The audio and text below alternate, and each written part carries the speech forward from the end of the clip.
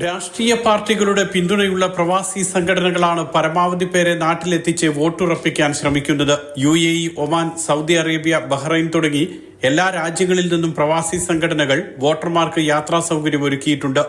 മുസ്ലിം ലീഗിന്റെ പോഷക സംഘടനയായ KMCC, കോൺഗ്രസിന്റെ ഇൻകാസ്, OICC, ഇടതു പിന്തുണയുള്ള ഓർമ്മയടക്കമുള്ള സംഘടനകൾ, BJPയുടെ IPF എന്നിവയെല്ലാം ഇക്കാര്യത്തിൽ മുന്നിലുണ്ട്.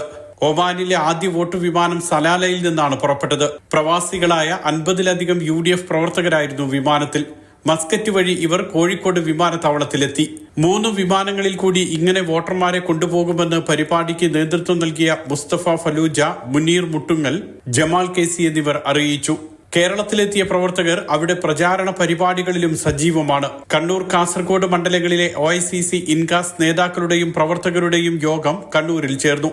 നിയോജക മണ്ഡലം committee chairman advocate Hashiq Thaikkandi അധ്യക്ഷത വഹിച്ച പരിപാടി OICC global committee chairman Kumbalath Sankarapillai ഉദ്ഘാടനം ചെയ്തു.